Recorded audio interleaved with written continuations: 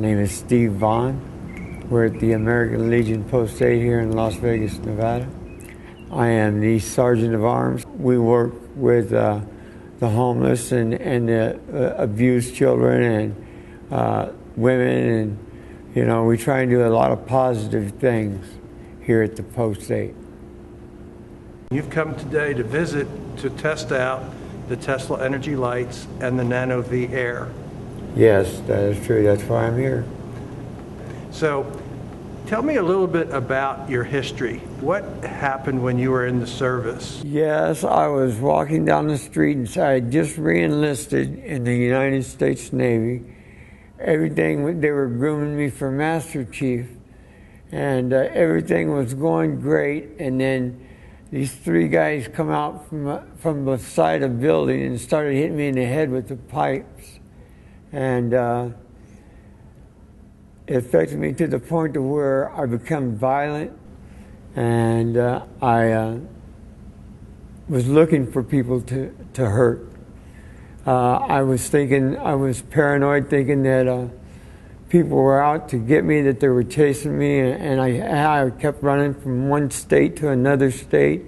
And finally the VA says, just stay put in one place just long enough for us to get this taken care of. They may be 100% disabled because of the injuries, the brain trauma that I suffered. But I lost a lot. I went to prison for 13 and a half years.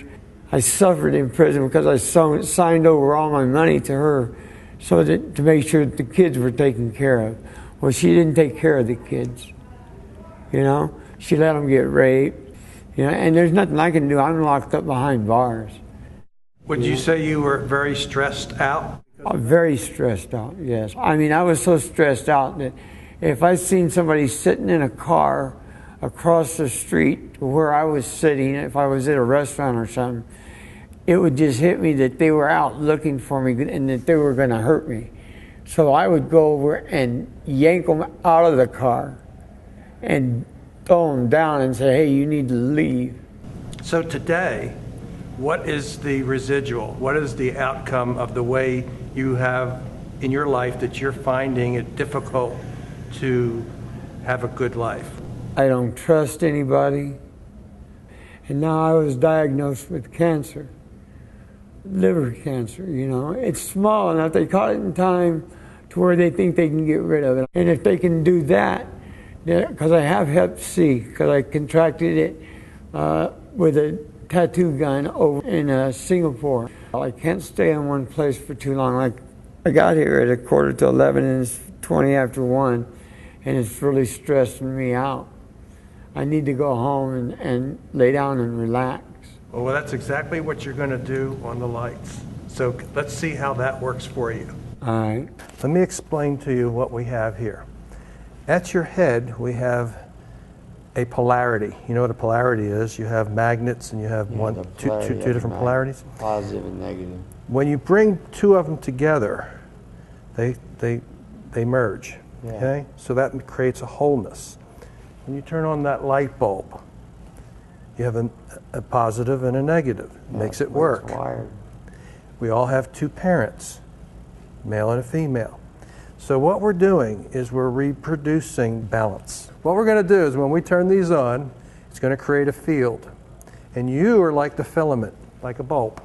Okay. You have the live and the ground, and you get enlightened in the center. So what is it that you do all the time?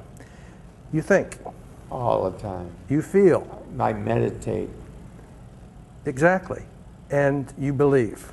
So we're going to promote the usage of those thoughts and feelings with the energy. So that way it fuels you, just like a car. You put gas in your car, gas never tells you where to go, does it? No. No. All we want you to do is realize that you're the one that holds the power. It's not in the machines, it's in you. All we're doing is fueling you, just like the gas fuels your car, but you drive. And what do you drive with? Your intentions, the things that you choose to do. So what I would like to see if you experience it easier than you did before, and you would only know that. So we're going to turn these on, and then you can go through the experience, and then when you're done, you can tell us what it was for you, okay? Okay, I'll see if I can do it. And the Nano V Air addition. It is unique. It has a signal that's called bioidentical. So what does that mean? It means it's the same signal as your body produces to repair cells. And so when you repair a cell, now you live better. If you have a destroyed cell, now you don't. So that helps you stay with repaired cells. It's a signal that we already make that helps us continue to make them. So I'm going to be placing this towards your nose so that way you can breathe it.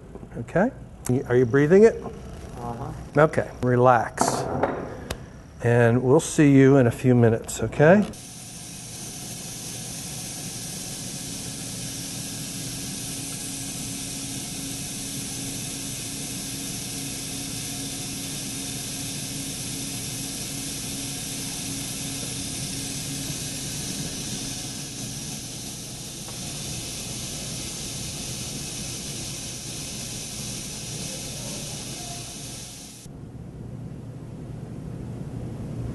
How we doing, Stephen?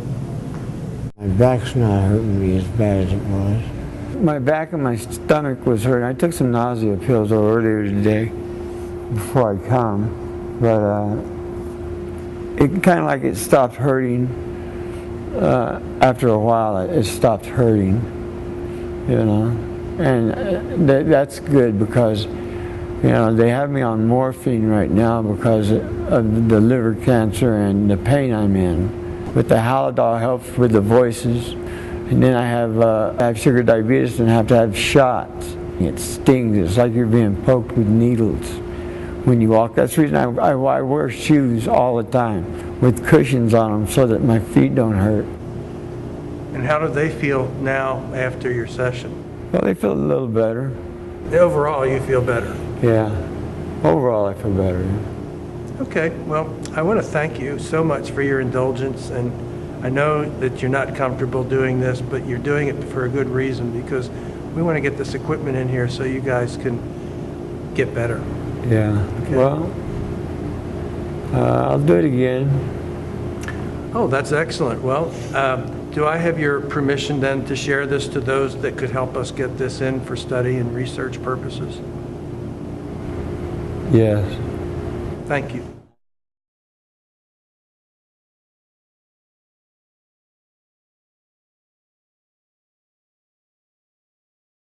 My name is Christopher Yates.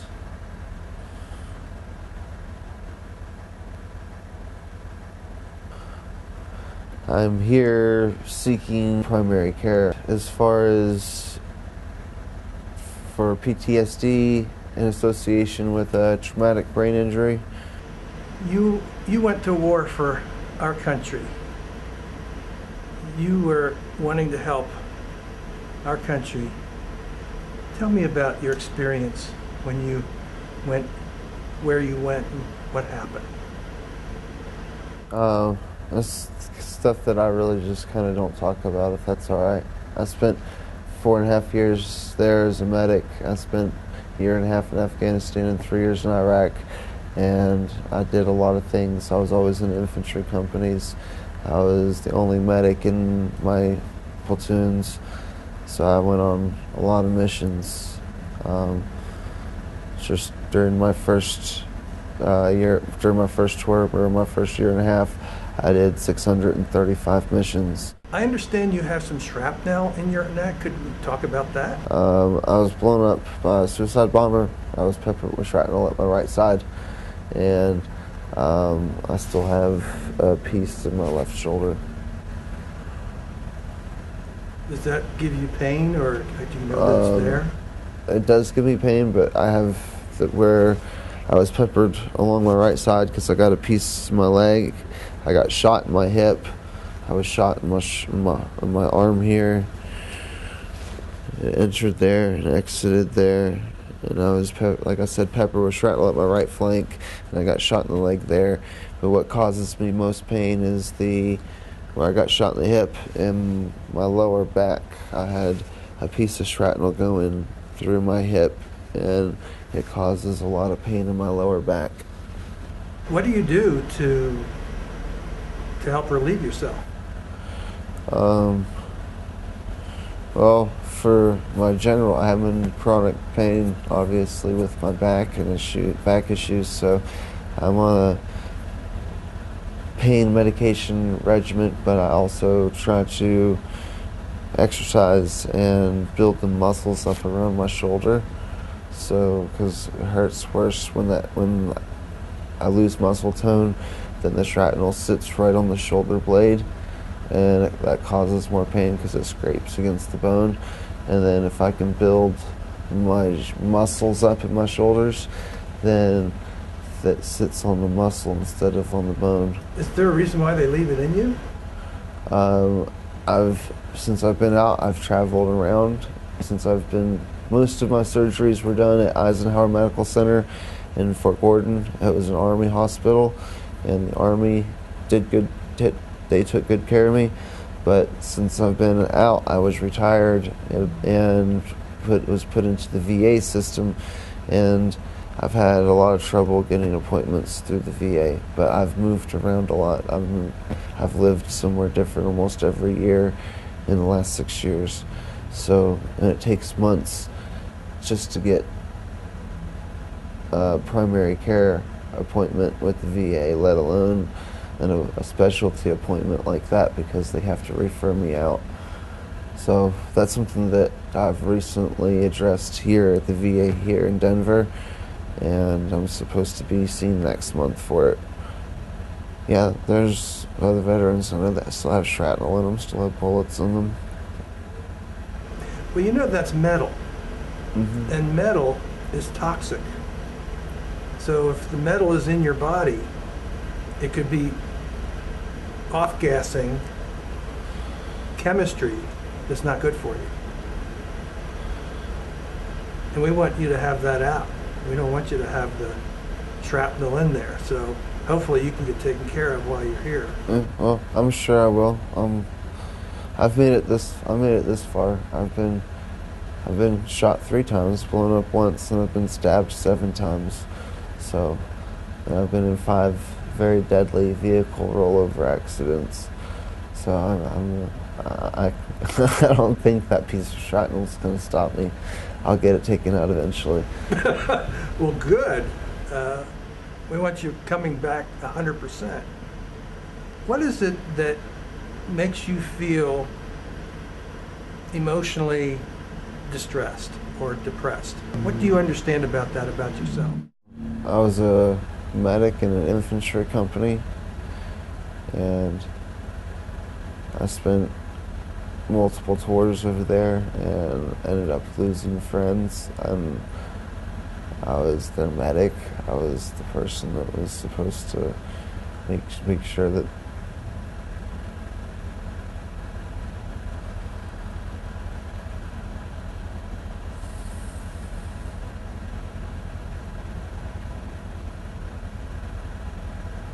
that's why I said I don't talk about stuff. I understand. I'd rather not talk about that kind of stuff if it's okay. Perfectly fine.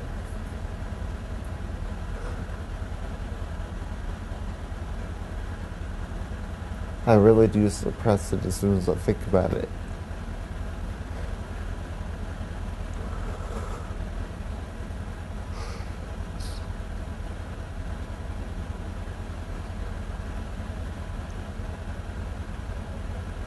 It's really painful. I just don't think about it at all. So emotionally, there's scars. And physically, there's scars. And mentally, there's scars. Would you agree with that?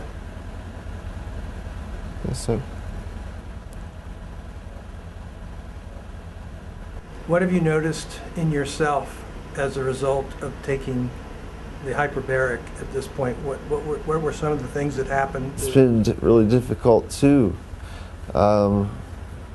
notice anything or judge anything because I've been on several different medications. In my first week, I had ran out of all my medications, and I was awake for a week, and then I had cut my throat, and I ended up being put into Centennial Peaks for 6 days. So once I got out of there, I was on a completely different set of medications, and one of the medications was poisoning me, so I wasn't able to walk or talk.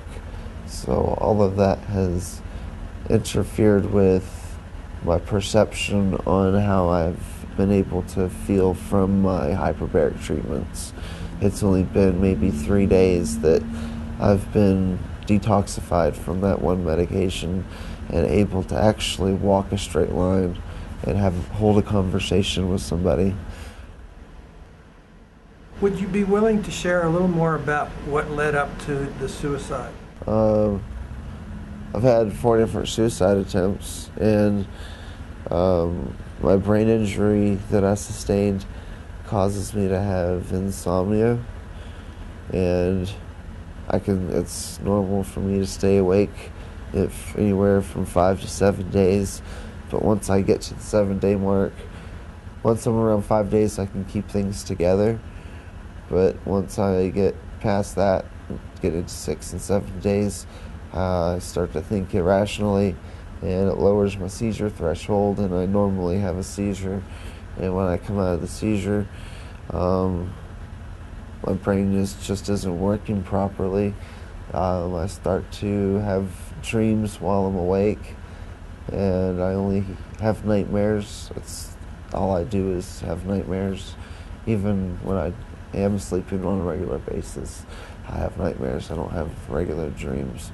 So to have nightmares while I'm awake, and then to come out of them, and then after having a seizure, I'm just not thinking rationally. I get really depressed and hopeless about not being able to control my own body, and it's really depressing. So it usually ends up with me trying to take my own life in a really violent way.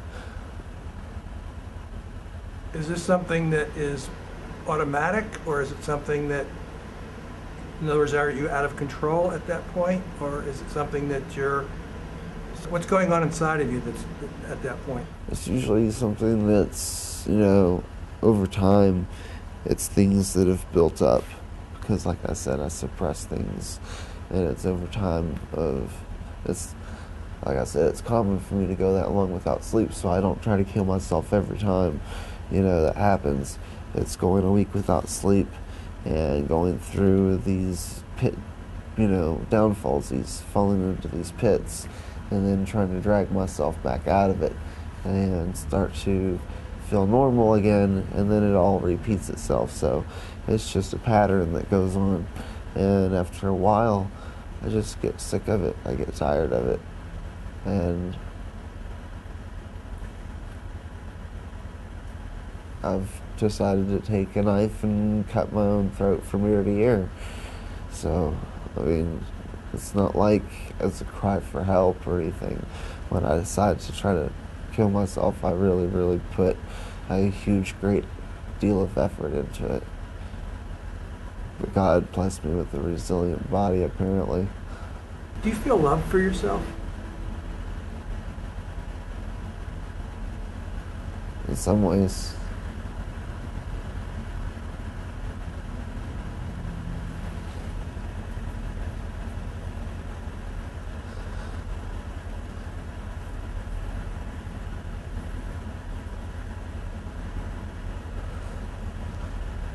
In other ways, it ties into what we were talking about before.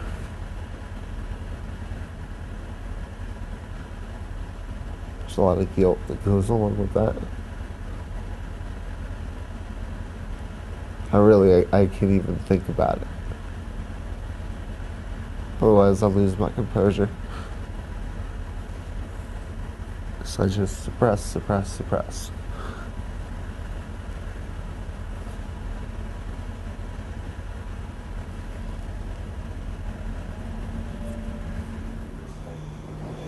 think you'll like that too. That'll help de-stress a little bit. Okay? So just relax. and picture yourself laying in that warm riverbed of water. And if you feel the body fading, let it fade. Get out of your own way, okay? So just relax and enjoy.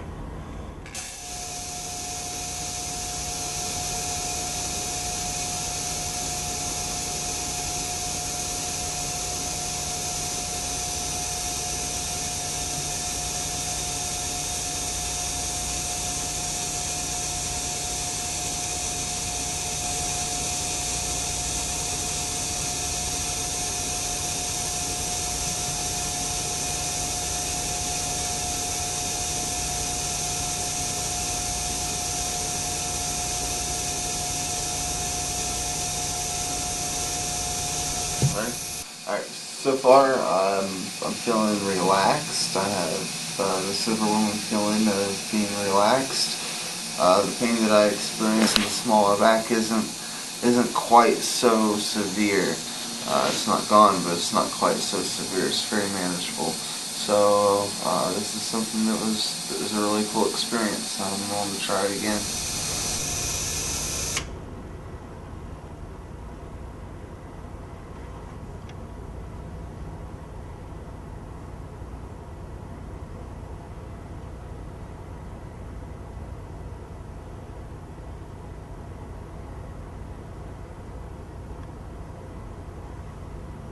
Hi. Did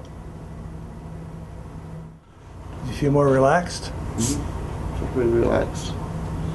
Thank you, sir. I appreciate it. It's You're a pleasure to welcome. meet you. Well, you're going to get lots more, so you just come on back.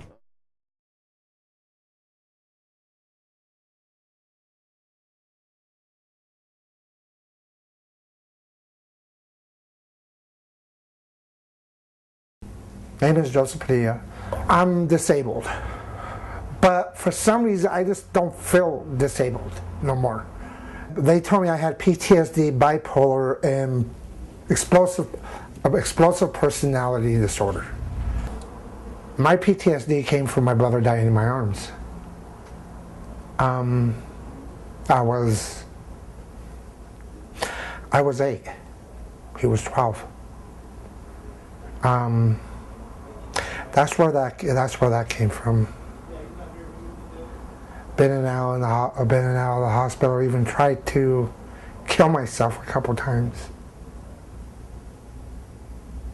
but they always told me that was not the solution to everything. I've been in the hospital. I've been in the hospital for most of my life. Been in the state hospital twice.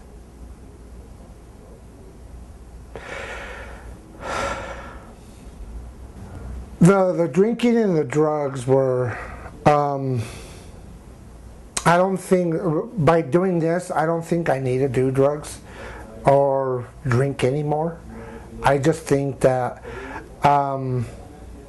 focusing more on the positive things, like my kids, are going to keep me away from all that because of it.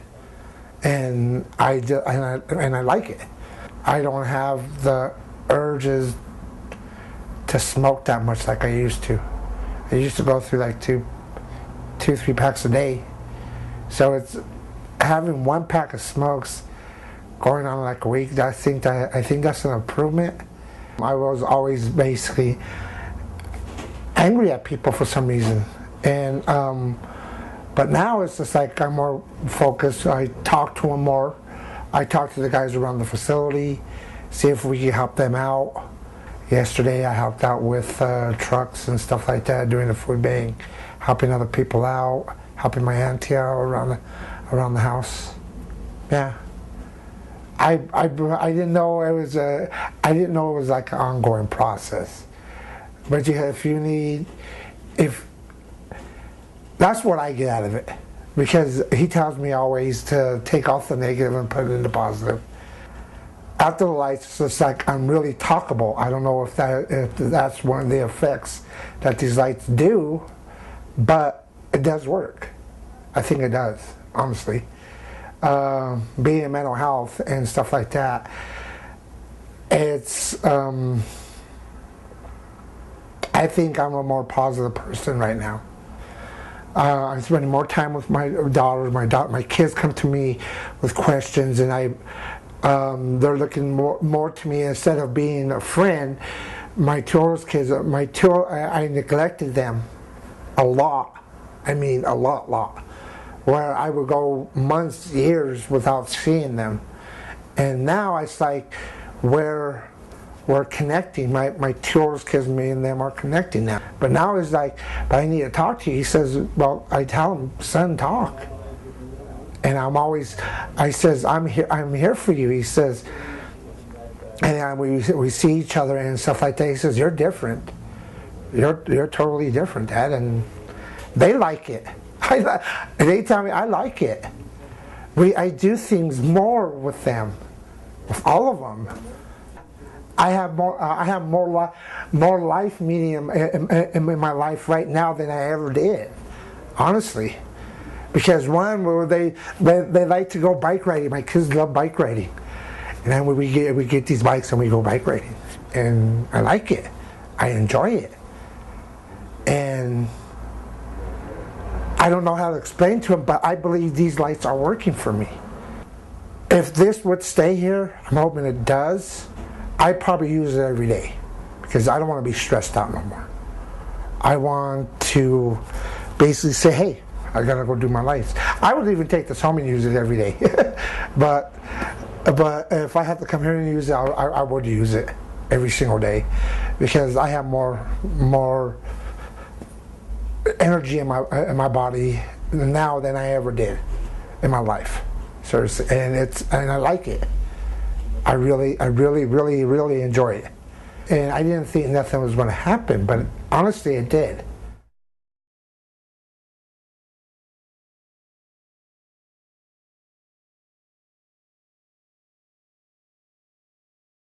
I already know because I had when he did it on Friday, I had certain trigger points. Yes. And when those trigger points hit, they just melted away. That's cool.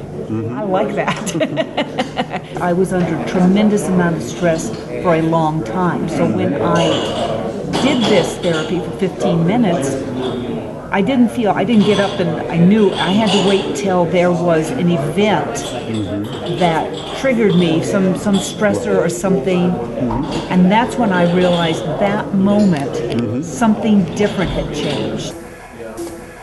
And the only thing that had changed is that I had tried this. And then through the entire day and the next day, I was able to very easily be a rational person when a stressor would hit me and just be able to go on, and which I was able to do when I was younger. After I did this, when I hit the exact same stressors that was always hitting me and always making me uptight, anxious, angry, or just turn into this little bowl of jelly, just weeping, none of that happened.